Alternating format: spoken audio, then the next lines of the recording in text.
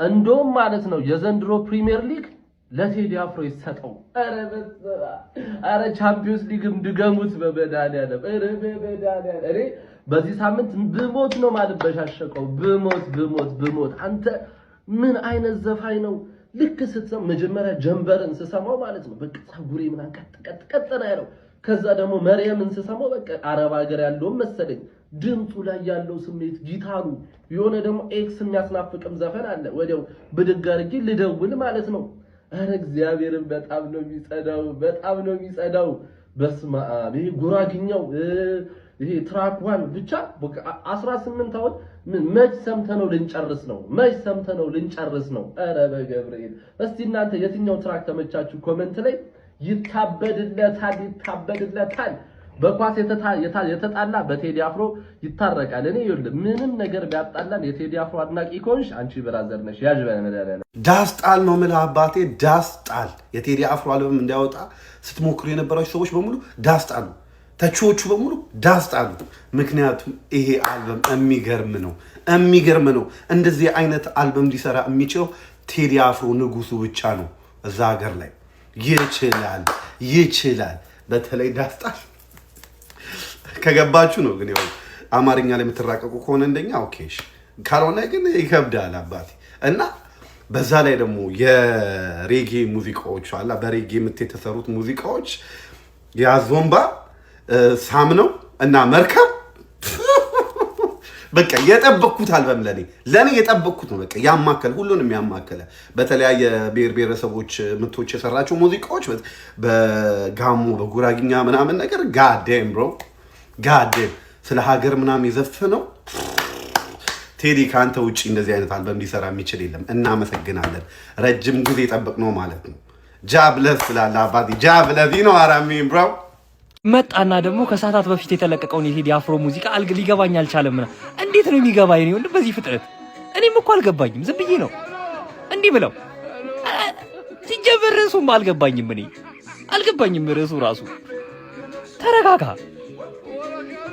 ምናልባት የዛሬ 2 3 ዓመት 4 ዓመት ምናምን ሊገባ ይችላል። ሁላችንም አልገባንም ገና። የቴዲ አፍሮን አዲሱን አልበም እየሰማ ዝናብ ሲዘንብ ያለውን ስሜት ታውቀዋለህ? አታውቀውም? ይሄ ትልቅ ምልክት ነው ያለው።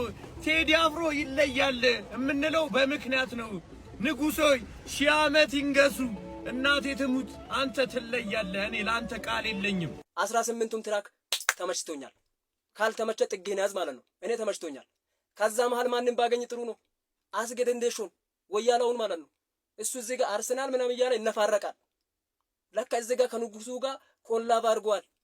ረስቶታል። እሱ ገብተህ ስማው። አስጌ ያንተ ድምጽ አለበት በቴዲ አፍሮ አልበም።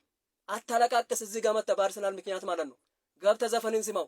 ንገሩልኝ፣ አድርሱልኝ። ጋይስ እንዲሁ ተስማምተን የዓለም ዋንጫ ለምን ለቴዲ አንሰጠውም? የምር ዓለም ይስማማል በእርግጠኝነት። የእንግሊዝ ፕሪሚየር ሊግን ቀጣይ የምትበሉታላችሁ አርሰናሎች እንስጠው። ወይ ሲቲ ዋርስ ተስማሙና እንስጠው። የምር የእንግሊዝ ፕሪሚየር ሊግ፣ ቻምፒየንስ ሊግ እና የዓለም ዋንጫን እንስጠው ጋይስ። ምን አይነት ዘፋኝ ነው ግን በመድኃኒዓለም። የትኛው ትራክ ተመቻችሁ? አራዳ ልጆች አረብ ሀገር ለሚሰቃዩ ለነዛ ለእህቶቻችን ተዘፈነላቸው። ለአዲስ አበባ ልጆች ለሸገር ልጆች ተዘፈነላቸው። አረ ጉራጌኛው ጋሞ ምን የሌለ ነገር አለ? እኔ ቴዲ ማለት ነው በቃ የአራዳ ልጅ የተጣላ ካለ ከፍቅረኛ ጋር በሃይማኖት በብሔር የተጣላችሁ ካላችሁ የምሬ ነው የቴዲ ሙዚቃን አዳምጡት። በእርግጠኝነት ጧት ላይ ተደዋውላችሁ ነው ይቅርታ ምን እንደራረው። በተለይ በብሔር በዘረኝነት እኔ ከሌ ነኝ ጭራሽ እንደ ዘረኝነት እዚህ ምድር ላይ ቆሻሻ ነገር የለምና አዳምጡት። በተለይ ሳትጨብሱ ሳታጨሱ ሳትቅሙ የቴዲ ሙዚቃ አዳምጡት። የምሬ ነው ሀሴት ይሰጣል፣ ደስታ ይሰጣል። የምሬ ነው። የትኛው ትራክ ደስ አላችሁ አራዳ ልጅ ከ18ቱ የትኛው ተመቻችሁ? ኮሜንት ሴክሽን ላይ አስቀምጡልኝ። ያራዳ ልጆች በደም ኮፕሊንክ በደም ሸር ይሄ ሰውዬ ማለት ነው የሙዚቃው ንጉስ ብለናል። የምሬ ነው።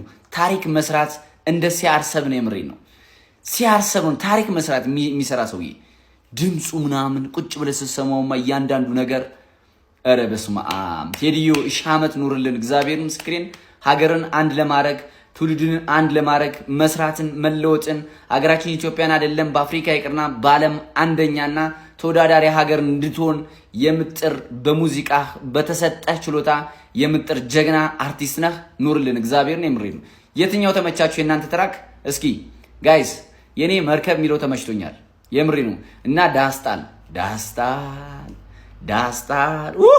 እንደ ሐሳብ እንደ ግጥም እንደ ዜማ እንደ ሙዚቃ ቴዲ አፍሮ በቃ ኪንግ ነው የኢትዮጵያ ሙዚቃ ላይ ማለት ምንም የሚካድ ነገር የለው። ይሄ እኔ ፐርሰናል ኦፒኒየን ነው።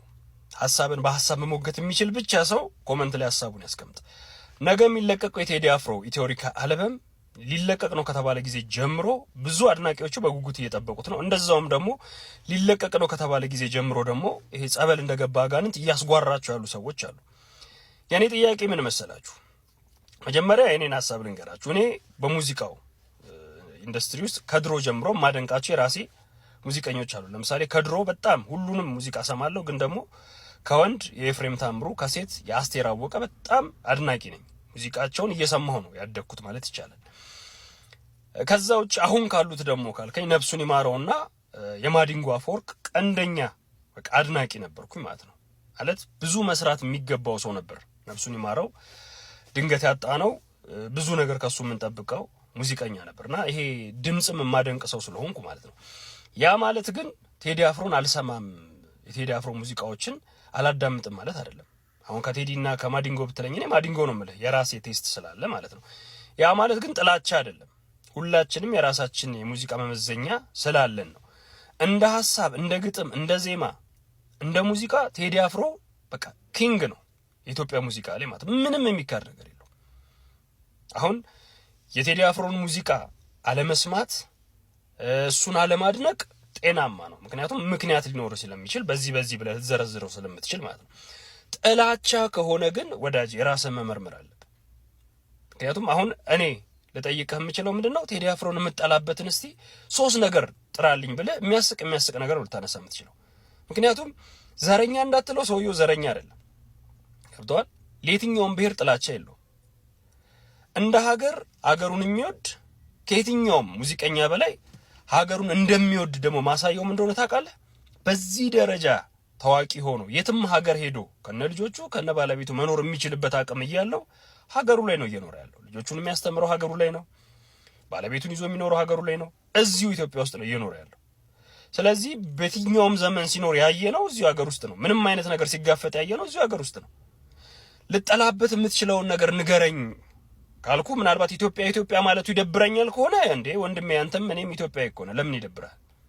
ከዛ ውጪ ስለ ብዙ ብሔሮች በሚችለው መልኩ ሲዘፈን አይተነዋል። በቃ ባህሎቹን ሲያስተዋውቅ አይተነዋል። እና አንተ ይሄኛው ነገሩ እንድጠላው አድርጎኛል ብለህ በትክክለኛ በይሄ በሐሳብ ከሆነ ወይም ሪዝን ካለ አሳየን። ከዛ ውጪ ቴዲ አፍሮ አልበም ሊለቅ ነው በተባለ ቁጥር ግን እንደዚህ የምታጓራ ከሆነ ወይ ጸበል መሄድ አለብህ ወይ በሕክምና ወይ በጸሎት በቃ የሆነ ነገር ሊደረግልህ ይገባል። እና አለማድነቅ የሱ ሙዚቃ አለመስማት ጤናማነት ነው፣ መብትህ ነው። በቃ የምታስቀምጠው የራስ የሆነ የሙዚቃ ቴስት የሚኖርሃል፣ አመለካከት የሚኖርሃል ምናምን። ከዛ ውጪ ግን እንዲሁ በጭፍን የሆነ ውስጥህ የዘር ምናምን ትብት ስለተተበተበብህ ምናምን የሆነ ንግር ተሰምተህ ምናምን ከሆነ ግን ይደብራል። በቃ ሰውየው እንደዚህ አይነት ማንነት የለውም። ምክንያቱም እንዳልኩ እኮ ነው ባለው እውቅናና ዝናና ክብር ማለት ነው። እዚህ ጋር ካንተ ጋር ምን አንኮሻኮሸው ምን አሰዳደበው? የሆነ ሀገር ላይ ቁጭ ብሎ የሚፈልገውን እየተናገረ መኖር ይደመጣል። ምክንያቱም አይደለም በዚህ ደረጃ ያለ አርቲስት ዘፋኝ ቀርቶ ማለት ነው የሆነ አክቲቪስት እኮ ነው የሚነዳን የሆነ ሀገር ላይ ቁጭ ብሎ አይደል ፖለቲካውን እያቡካካ፣ ግን ሀገሩን ይወዳል። ማሳያው ሀገሩ ላይ ነው እየኖረ ያለው። ብዙ የሚጠሉት ሰዎች ባሉበት ሀገር ነው እየኖረ ያለው። ጥላቻ ግን ጤናማ አይደለም። በቃ ማንንም ሰው መጥላት ማለት ሐሳቡ ልትሞግተው ምናምን ትችላለህ። ጥላቻ ግን ክፉ ነው። እኔ የሚሰማኝ እሱ ነውና ይሄ እኔ ሐሳብ ነው። ነገ ደግሞ አልበሙ ሲለቀቅ ሰምተን ደግሞ የራሳችንን ሐሳብ እንደየመልከታችን እናስቀምጣለን። ከዛ ውጪ ግን በዚህ ደረጃ ሁሌ ቴዲ ዘፈን ሊለቅ ነው አልበም ሊለቅ ነው ሲባል የምታጓራ ከሆነ እኔ የሰላም አይመስለኝም። ከኢትዮሪካ አልበም የተረዳናቸው 5 ነገሮች ሲሆን 5 ዘፈኖች ነው የምነግርህ። ማለት ራንክ ነው ማድረግልህ። እኔ ሁሉም ዘፈኖች በጣም ነው ደስ የሚሉት። ደጋግሜ ሰማው መቀየሩ አይቀርም። ከ18 እስከ 1 እመጣለሁ፣ ከ5 እስከ 1 ግን ማለት ነው 5ኛ ቦታ ላይ ያስቀመጥኩት ሰነዋል ስመመነ እኔ ጉራጌኛ እያለ የምንጨፍር ሰዎች ለሰርቦት ሄዳዬ ሲለን እያለ እየተቀበሉ የሚገርም ተራክ ነው። ከነ ጉራጌ ጥፍጥ ብለን የሚሰማ አራተኛ የተመቸኝ ዘፈን ማለት ምን መሰለህ? ሺዲ ሞዳ ገርል ፍሬንድ አለች፣ ሚስት አለች፣ ወደፊታችሁን በጣም ታስቧለህ ማለት ጋብዛታ ብልጭታም በጣም ነው ደስ የሚለው። የሚገራርም ዘፈን ሺዲ ሞዳ ሺዲ ባል ደስ ያለ በ90 ስቶን የተሰራው ሶስተኛ ቶፕ ስሪዎቹ ጋር ደርሰናል። ቶፕ ስሪ ሶስተኛ ጽዮን ሙሽሬ ማርያም አንተ ሀገርን የምትወዳት ከሆነ ስትሰማው ይነዝርሃል። ሀገሬ ሙሽሬ ማለት ነው። ስለ ጥረቷ ሲያወራ ውስጥ ጥላቻ ካለ ብቻ ነው የሚቆጠቁጥ። ጽዮን ሙሽሬ ሶስተኛ። አንደኛና ሁለተኛ ላሉት ዘፈኖች ማለት ነው አለሙን 70 ጊዜ ደጋግሜ ብሰማው ግን የምቀይራቸው አይመስለኝም። በሁለተኛ ደረጃ መርከብ እንዴት ነው ደስ የሚለው መርከብ እንዴት ነው ደስ የሚለው ያለ ምንም ጥርጥር። ግን እነ መሪማ ምናምን ላይ በጣም ደስ የሚሉ ዘፈኖች አሉ ቶሪካን ጨምሮ። በአንደኝነት ደረጃ ግን ጀምበር ማን እኔ አላውቅም። ማርያም ደግሜ ሰራው በቃ ደግሜ ስሰማቸው ምናምን እነዚህ ራንኪንጎች ሊቀየሩ ይችላሉ። ስሜ ማለት ነው በዚህ ሰውዬ ስም ምክንያት ነው የወጣው። ቴዲ አቦጊዳን ሲያወጣው አልተወለድኩኝም። አቦጊዳን ካወጣው ከ3 ወር ከ4 ወር በኋላ ነው የተወለድኩት። ነገር ግን ቴዲ አፍሮ ትልቅ ስለነበር ነው ስሜ ቴዲ የተባለው። እኔ የተወለድኩበት ቀን ሐምሌ 24 ላይ ነው ዶክትሬቱን የያዘው ቴዲ። እመቤቴን ትለይብኛለህ። ታይምለስ አርቲስት ነህ አንተ ማለት ፎሎ ፒንክ ያረጋችሁ በቻችሁ ራሱ ዩቲዩብ ላይ እየቆጠረ ነው። ዲጀምር እየቆጠረ ነው። ስንት ሰው እየጠበቀ ነው?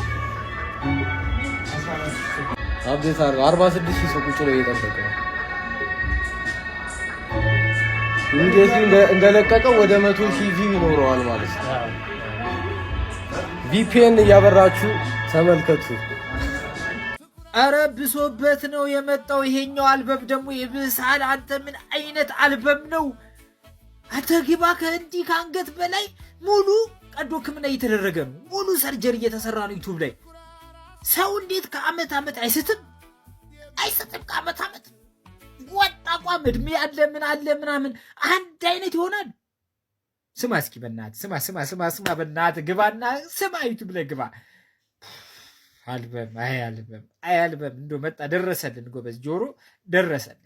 የቴዲ ዘፈን አሁን እየተለቀቀ ነው። ገና አላለቀም። 5-6 ዘፈኖች ተለቀዋልና ይሄ መሬማ የሚለው ዘፈን በቃ በጣም ሌላ ሌቭል እግዚአብሔርም በጣም ነው ኢሞሽን የሚያደርገው። በየመን በሳውዲ አረቢያ ለምትሰቃይ አንድ ሰራተኛ እሱን ታሳቢ በመደረግ ነው የተሰራውና በስማ ማርያምን በጣም እኔ እንዴት እንዳሰበው አላውቅምና በጣም ነው ኢሞሽን የሚያደርገው። ኢማጂን በዛ ላይፍ በዛ ሲቹዌሽን አሁን ሊቢያ ላይ የተሰቃዩ በስደት የተሰቃዩ ሰዎች ፕላስ በሳውዲ አረቢያ ውስጥ ለሚገኙ ሰራተኞች ምናምንና ምን ያህል ስቃይ እንዳለው ምናምን እሱም በደንብ ድፕ ምናምን ነው የሚያብራራውና በጣም በዛ ሲቹዌሽን ያለፈ ሰው በጣም ኢሞሽን የሚሆንበት ዘፈን ነውና ስሙት። በጣም አንዳንዶቹ ኮሜንቱን ብትሄድ ምናምን በቃ ያለቀስኩ ነው ምናምን ነው የሚሉትና ስሙት። በጣም ድፕ የተሰራ እነሱን ታሳቢ በመደረግ የተሰራው